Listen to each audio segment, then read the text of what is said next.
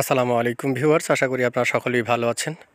বেসরকারি শিক্ষকদের জন্য একটি বার্তা আজকে আমি আপনাদেরকে জানাবো এই ভিডিওতে।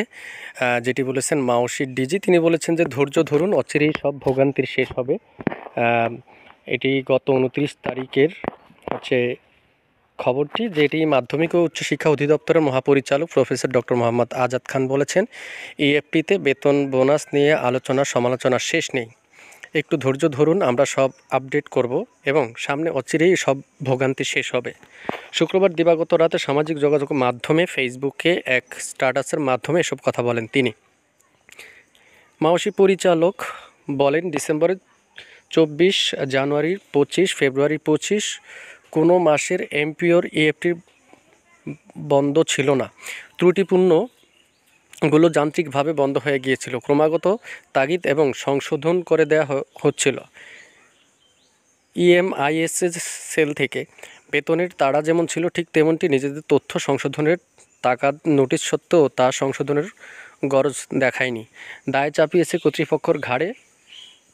শেষতক অনেক শ্রমে যে অবস্থায় যাবতীয় কাজটি আপডেট হয়েছে এবং ঈদুল ফিতরের উৎসব ভাতাসহ অর্থ ছাড় করা হয়েছে, তার ধারাবাহিকতা নিম্নরূপ। এখানে যে ধারাবাহিকভাবে যে দিয়েছে, যেটি ছাড়লো যে 2024 সালে ডিসেম্বরের মোট এমপিওভুক্ত জনবল ছিল 3,98,068। ওই মাসে এমপিও ছাড় হয়েছে 3,76,963 জনের। অবশিষ্ট 10,170 জন ত্রুটির কারণে দেয়া যায়নি। 2025 সালের জানুয়ারিতে মোট এমপিওভুক্ত জনবল ছিল 3,98,132। এই মাসে এমপিও ছাড় হয়েছে 3,78,271 জনের।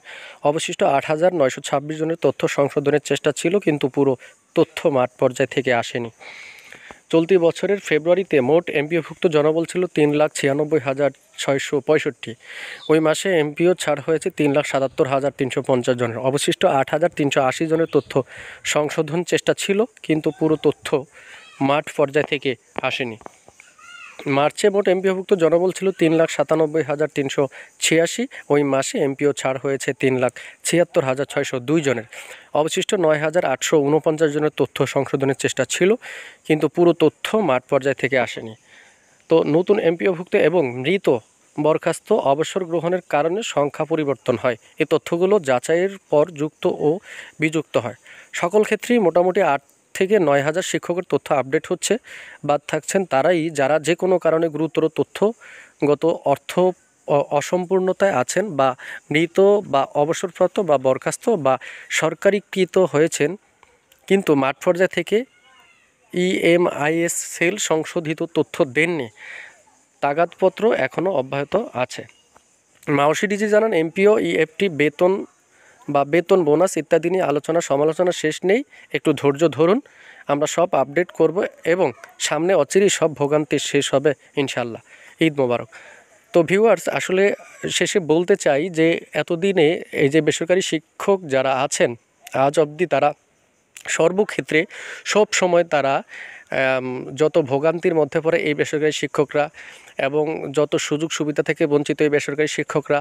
তো আজকে যেহেতু আমরা যেটা দেখেছি যে মাওশির ডিজি যেটা বলছে যে আসলে সময়ে সব ঠিক হয়ে যাবে, ধৈর্য ধরতে বলছে, অচিরেই যেন সব ভোগান্তি শেষ হয়।